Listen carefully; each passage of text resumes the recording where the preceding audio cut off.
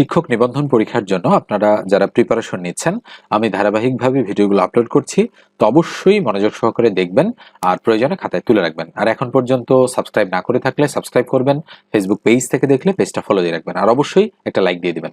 তো দেখেন, আমরা আজকে আলোচনাটা শুরু করছি 118 নম্বর যে অঙ্কটা আছে সেটা দিয়ে। ঐকিক নিয়মের একটা অঙ্ক। বলা হচ্ছে ক ও খ একত্রে একটি কাজ 10 দিনে শেষ করতে পারে। খ একা কাজটি 14 দিনে শেষ করতে পারলে ক একা কাজ কত দিনে কাজটি শেষ করতে পারবে। কি বের করতে বলেছে? আমাদের কিন্তু দিন বের করতে বলেছে যে কত দিনে কাজটি শেষ করতে পারবে। আমরা চাইলে ম্যানুয়ালিও সাজাতে পারি, অর্থাৎ লিখে লিখে, অথবা আমরা শর্টকাট মেথডও অ্যাপ্লাই করতে পারি। তো দেখেন, আমি শর্টকাটেই আপনাদের অঙ্কটা করে দিচ্ছি। কিভাবে করবেন? দুইজনই একত্রে করতে পারে কত দিনে? 10 দিনে। তাহলে দুইজনে মানে হচ্ছে একদিনে কতটুকু করতে পারবে? তাহলে অবশ্যই 10-এর 1 অংশ। এটা হচ্ছে দুইজনে একদিনে পারবে। এবার বলা হচ্ছে খ একা কাজটা 14 দিনে করতে পারে। তাহলে খ একদিনে কতটুকু পারবে? অবশ্যই 14 ভাগের 1 ভাগ। তাহলে এটা ক আর খ দুইজন মিলিয়ে এটা হচ্ছে খ একা। এবার বলা হচ্ছে ক একা কত দিনে কাজটি করতে পারবে। তার মানে দুইজনের কাছ থেকে আমি যদি এই খ এর কাজটা বাদ দেই, তাহলে তো ক এর কাজটা পাওয়া যাবে, তাই না? ক এর কাজটা পেয়ে যাব। তাহলে এখানে আমরা ভগ্নাংশ আকারে দুইটাকে উপস্থাপন করেছি। ফাইনালি ভগ্নাংশটা উল্টালেই যেটা পাবো সেটা হবে ক এর কাজ, মানে কতদিনে করে সেটা। তাহলে 14 আর 10 এর লসাগু কত? আমরা একটু সাইড দিয়ে করি। 14 আর 10 কত হবে? 70 হওয়ার কথা। আমি একটু দেখি তারপরেও। তাহলে 2 দ্বারা যায় 7 দুগুণ 14, 5 দুগুণ 10, আর যায় না। 5 7 35, 35 দুগুণ 70। তাহলে 7 10 70, 7 1 7, মাইনাস 5 14 70, 5 1 5। নিশ্চয়ই লসাগু করতে জানেন। 7 থেকে 5 বাদ দিলে কত হবে? 2, তার নিচে কত? 70।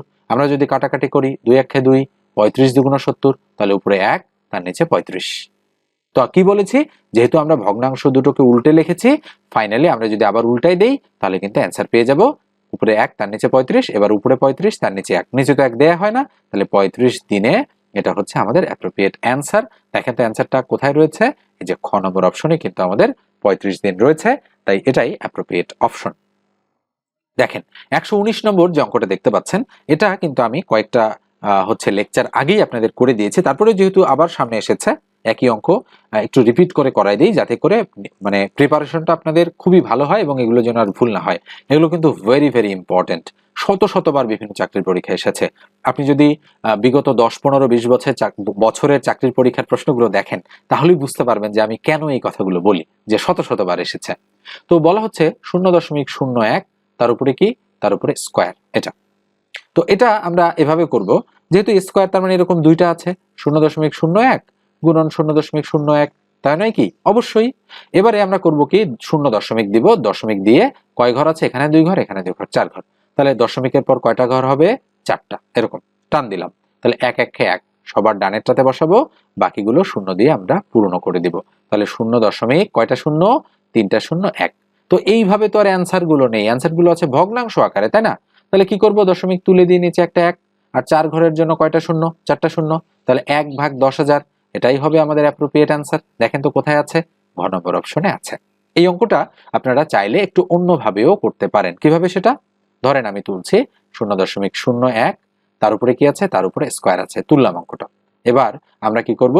টান দিব, দশমিক তুলে দিয়ে একটা 1, আর 2 ঘরের জন্য দুটো শূন্য নিব, আর 1 আছে, যেহেতু দশমিক নেই, 0.01 মানে তো 1, তাই না? তার উপরে কি? তার উপরে স্কোয়ার।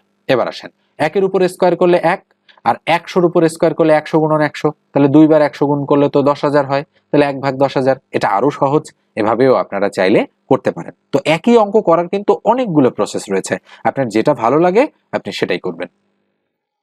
স্ক্রিনের 121 নম্বর যে অঙ্কটা রয়েছে, এটা দেখেন শতবার কিন্তু বিভিন্ন চাকরির পরীক্ষায় রিপিট হয়েছে অঙ্কটা। এটা প্রাইমারিতে এসেছে 2019 সালে, আরো অনেক পরীক্ষা এসেছে, বিসিএস এসেছে, তারপরে হচ্ছে পিএস এর বিভিন্ন নিয়োগ পরীক্ষা এসেছে। একটি সংখ্যার বর্গ তার বর্গমূলের চেয়ে 78 বেশি হলে সংখ্যাটি কত? অঙ্কটা কিন্তু খুবই ইজি, কিন্তু তারপরেও বিভিন্ন চাকরির পরীক্ষায় কিন্তু বারবার রিপিট হতে দেখা যায় এই ধাঁচের অঙ্ক। তো যেহেতু বলা হচ্ছে সংখ্যাটি কত, তাহলে আমরা ধরে নিব যে ধরি সংখ্যাটি হচ্ছে এক্স। ওকে, আমরা এভাবে ধরে নিব যে ধরি সংখ্যাটি হচ্ছে এক্স। তাহলে প্রশ্ন মতে বিল্ড আপ করার পালা। আমরা লিখবো প্রশ্ন মতে একটি সংখ্যার বর্গ, তার মানে এক্স এর বর্গ কত? এক্স এর বর্গ হচ্ছে এরকম, বর্গমূল না কিন্তু, এটা হচ্ছে বর্গ, আর বর্গমূল হলে রুট। এক্স এর একটি সংখ্যার বর্গ দিলাম, তার বর্গমূল কি? তার বর্গমূল হচ্ছে রুট এক্স, তাই না? তাহলে তার বর্গমূল হচ্ছে, আমরা বলতে পারি বর্গমূল হচ্ছে রুট এক্স। রুট এক্স হচ্ছে তার বর্গমূল। বলা হচ্ছে কত বেশি? 78 বেশি। তাহলে একটা সংখ্যার বর্গ, তার বর্গমূল হচ্ছে 78 বেশি, অর্থাৎ বর্গ থেকে বর্গমূল মাইনাস করলে কত হবে? আমাদের অবশ্যই 78 হবে। দেখেন তো বোঝেন কিনা? তাহলে দেখেন, একটা সংখ্যার বর্গ মানে কি? X square. তার বর্গমূল মানে কি? Root over X. কত বেশি? 78 বেশি। তাহলে এটা থেকে এটা বিয়োগ করলেই তো 78 হবে, তাই নয় কি? অবশ্যই। এখন এইটা যদি আমরা ক্যালকুলেশন করতে চাই, তো রুটের একটা ক্যালকুলেশন, রুটের একটা পেরেশানি আমাদের এখানে। তো আমরা কাজ করি, এক্স স্কোয়ার ইকুয়াল 78, এই রুট এক্স এইদিকে গেলে প্লাস রুট এক্স হয়ে যাচ্ছে। কি হয়ে যাচ্ছে? প্লাস রুট এক্স হয়ে যাচ্ছে। তো এখন উভয় দিকে আমরা যদি বর্গ করি অথবা ক্যালকুলেশন করি, তাহলে কিন্তু আমাদের বেশ কিছুটা সময় লেগে যাচ্ছে। তো এই সময় যেন না লাগে, আমরা যখন ইকুয়েশন বিল্ড আপ করে দেখব যে আমাদের বেশ কিছুটা সময় লেগে যাচ্ছে, তখন কিন্তু আমরা ওই প্রসেসে যাব না। যেহেতু এমসিকিউ টাইপের অঙ্ক আমরা করছি, তখন আমরা করব কি, অপশন টেস্ট করার কোনো বুদ্ধি আছে কিনা সেটা দেখব। তো আমরা ধরে নিলাম যে সংখ্যাটি হচ্ছে 6। তাহলে একটি সংখ্যার বর্গ, 6 এর বর্গ কত? 36। তার বর্গমূল, 6 এর বর্গমূল কত? 6 এর বর্গমূল অবশ্যই দশমিক আসতেছে, দশমিক আসে, তো 6 এর বর্গমূল 2 দশমিক সামথিং হবে। তাহলে এটার চেয়ে এটা আমরা দেখতে পাচ্ছি এটা কি 78 বেশি? কখনোই না, তার মানে এটা উত্তর হবে না। এবার দেখি সংখ্যাটা 9 হয় কিনা। তাহলে একটি সংখ্যার বর্গ, তাহলে বর্গ কত? 9 এর বর্গ হচ্ছে 81। তার বর্গমূল, তাহলে 9 এর বর্গমূল কত? 3। এটার চেয়ে এটা কি 78 বেশি? হ্যাঁ, অবশ্যই 78 বেশি। 81 থেকে 3 বিয়োগ করলে 78। তাহলে অবশ্যই খ নম্বর যে অপশনটা আছে সেটাই আমাদের কাঙ্ক্ষিত সঠিক উত্তর। নিশ্চয়ই বুঝতে অসুবিধা হচ্ছে না? কিন্তু যদি আপনি রিটেনে করতে চাইতেন, সেক্ষেত্রে কিন্তু অনেকটা সময় লেগে যেত, তবে অঙ্কটা হতো।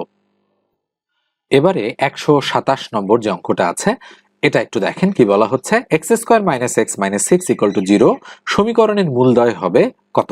তো আমরা জানি দ্বিঘাত সমীকরণের দুটো মূল থাকে, একটাকে আমরা আলফা দ্বারা প্রকাশ করি, একটাকে আমরা বিটা দ্বারা প্রকাশ করি। তো যাই হোক, এই ইকুয়েশনের এরকম জিনিসে আপনাদেরকে যেতে হবে না, একেবারে সিম্পল ভাবেই মিডল টার্ম করার মাধ্যমে আমরা এগুলো সমাধান করে ফেলবো। যে অ্যান্সার দুটো বের হবে, সেই দুটো অ্যান্সারই হবে আসলে দুটো মূল।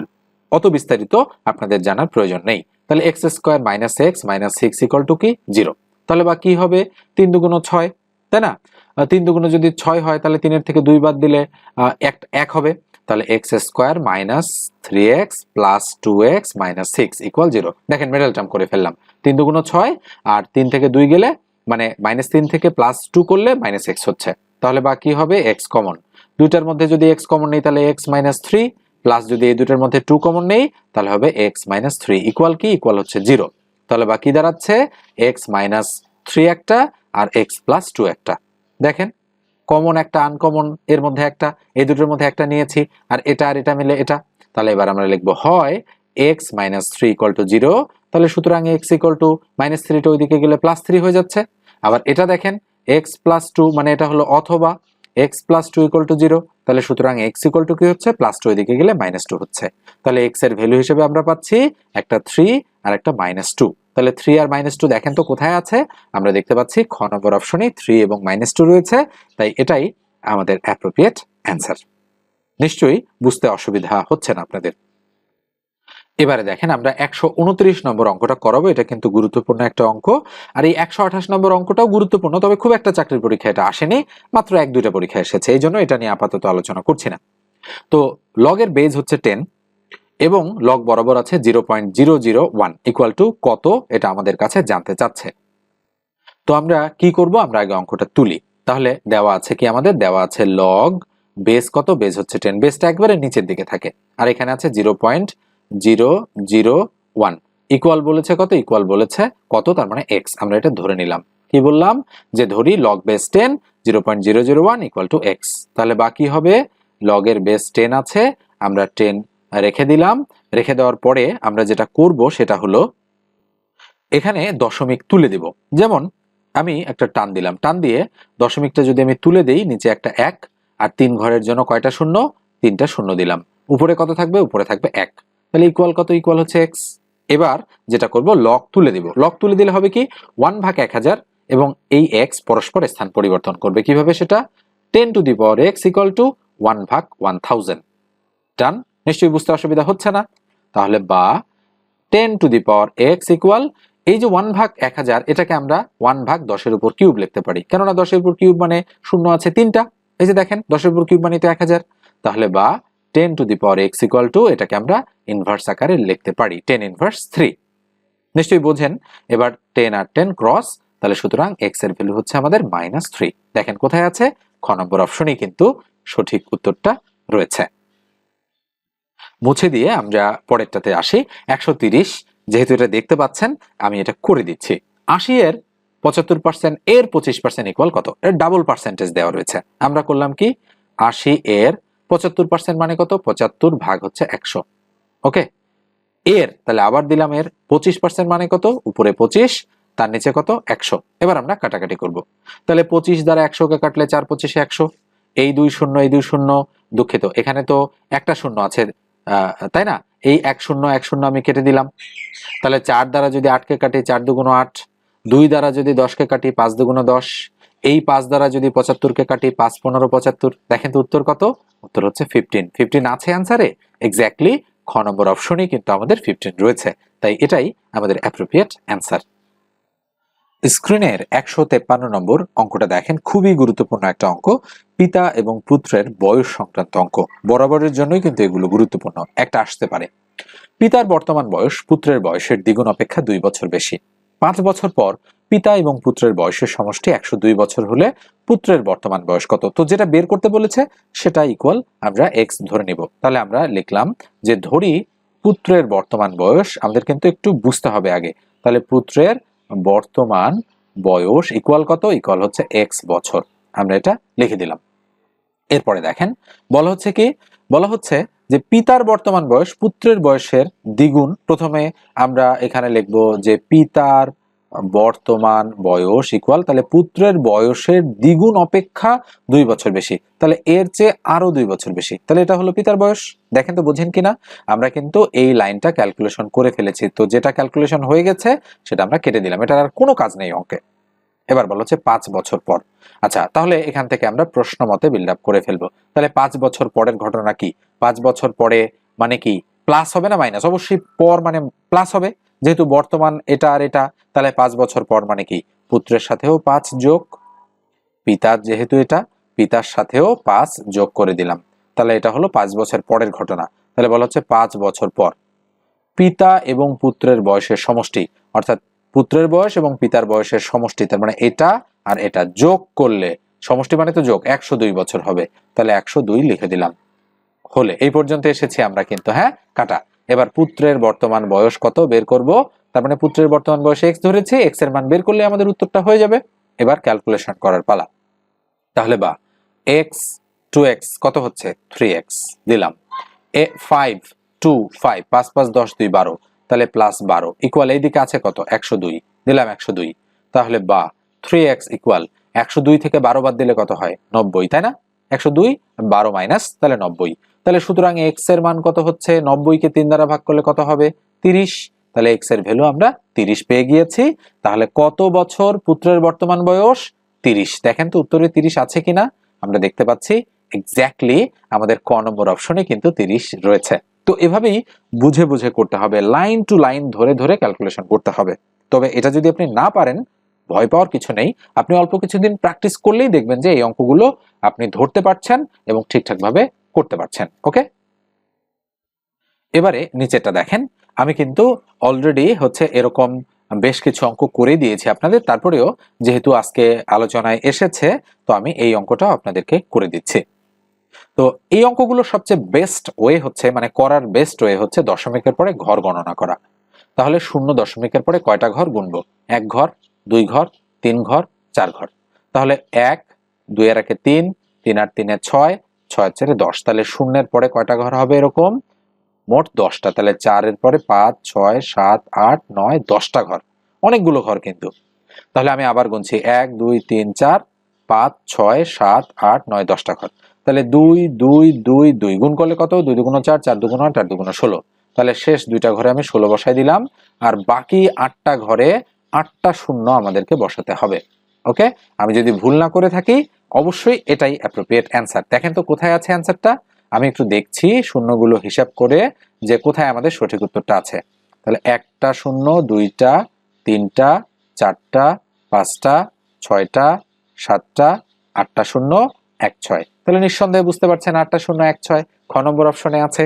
তাই এটাই আমাদের অ্যাপ্রোপ্রিয়েট অ্যান্সার। এখানে দেখি কয়টা আছে, 1 2 3 4 5 6 7টা। তাহলে এটা হবে না, এটাও তো হবে না, এটাও তো হবে না, এগুলো বোঝাই যাচ্ছে।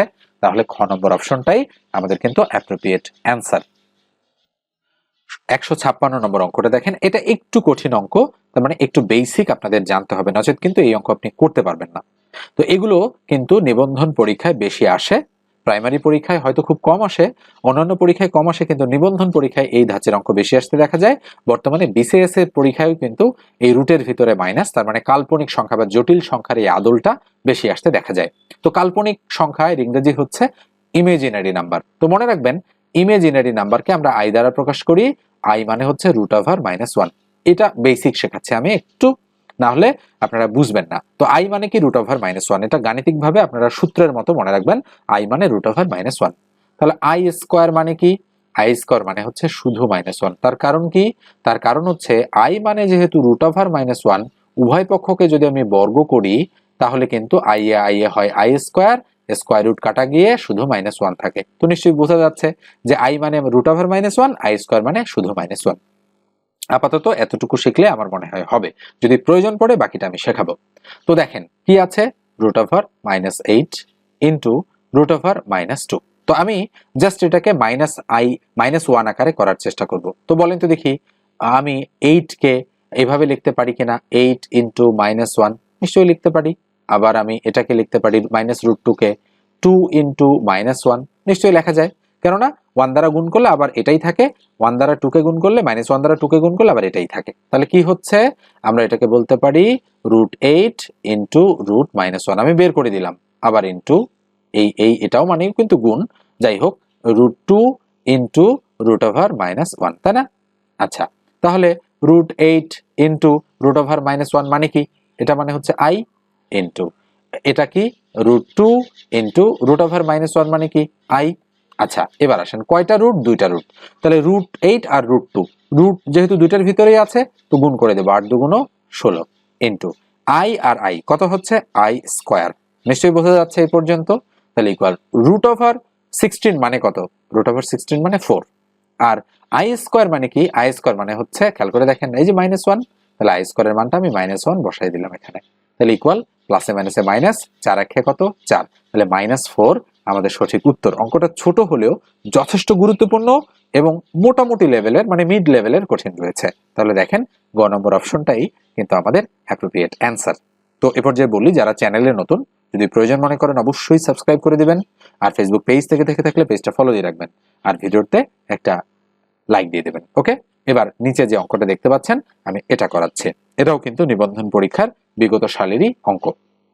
a + b = 7, ab = 12 হলে 1/a² + 1/b² এর মান কত? আপনারা চাইলে মুখে মুখেও করতে পারেন, অথবা সূত্র বা অনুসিদ্ধান্ত যাই বলেন না কেন সেটা প্রয়োগ করেও করতে পারেন। আমি আগে মুখে মুখে করা শেখাচ্ছি। বলেন তো, দুটি সংখ্যার যোগফল 7 আর গুণফল 12 হলে সংখ্যা দুটি কি কি? 2-3 সেকেন্ড সময় নেন, চিন্তা করেন। ওকে, আপনাদের সময় শেষ। কি বের হয়েছে?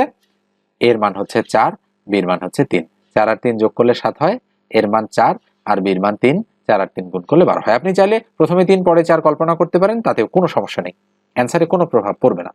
তাহলে 4 আর 3 যোগ করলে 7, 4 আর 3 গুণ করলে 12। তাহলে এবার আমরা পেয়ে গিয়েছি a মানে হচ্ছে 4 আর b মানে হচ্ছে কত, 3। এবার মান বসায় দেন, অ্যান্সার চলে আসবে। কোথায় মান বসাবেন? দেখেন যেটা বের করতে বলেছে, কি বের করতে বলেছে, এই যে জিনিসটা এটা বের করতে বলেছে। তাহলে 1/a², এর মান কত 4, তাহলে 4 এর স্কয়ার মানে 16। 1/b², তাহলে b এর মান কত 3, তাহলে 3 × 9, তাহলে 16 আর 9 এর লসাগু কত, যেহেতু ভাগ যায় না 16 আর 9 গুণ করব, 4 6 নং 54, 4 হাতে কত, হাতে 5, 9 1 9 আর 5 14, 144, তাহলে 144। তাহলে 16 দ্বারা 144 কে ভাগ করলে 9, 9 1 9 প্লাস 9 দ্বারা 144 কে ভাগ করলে 16, 16 1 16, তাহলে কত হচ্ছে 16 আর 9 17 18 19 20 21 22 23 24 25, তাহলে উপরে 25, তার নিচে 144। যেহেতু কাটাকাটি যায় না, যেটা আছে সেটাই আমাদের কাঙ্ক্ষিত সঠিক উত্তর। আছে কোথায়? এই যে দেখেন খ নম্বরে আছে 25/144, তাই এটাই অ্যাপ্রোপ্রিয়েট অ্যান্সার। এবার আপনি যদি বলেন যে এই অঙ্কটা আমি লিখিত পরীক্ষার আদলে করতে চাই, করতে পারবো না? অবশ্যই পারবেন। দেখেন আমি লিখিত পরীক্ষার আদলে আপনাদেরকে শেখাচ্ছি। তো কি লিখবেন? দেওয়া আছে a প্লাস বি এর ভ্যালু কত 7 এবং এ বি এর ভ্যালু কত 12, এখানে লিখে দিতে হবে কিন্তু এবং, তাহলে সুতরাং মান বের করতে হবে 1 ভাগ a স্কয়ার প্লাস 1 ভাগ b স্কয়ার এটার, তাই না? তো এটাকে আমরা একটু অনুসিদ্ধান্ত প্রয়োগ করার মতো করে উপযোগী করি এভাবে। তো a স্কয়ার প্লাস b স্কয়ারের অনুসিদ্ধান্ত কি? অনুসিদ্ধান্ত হচ্ছে a প্লাস খেয়াল করেন b তার উপর কি, তার উপর হোল স্কয়ার মাইনাস কি, মাইনাস হচ্ছে 2a দেখেন b। দেখেন আমি কিন্তু একেবারে মানে ডিটেইলস আপনাদেরকে করাচ্ছি, আরো প্রসেস রয়েছে এটা করার, সেটাও আমি শেখাবো। এটা দেখেন তাহলে কি হচ্ছে, এখানে ভিতরে লসাগু কত, ভিতরে লসাগু হচ্ছে ab, তাহলে বসাই দিলাম ab, তাহলে উপরে কি হবে b প্লাস a।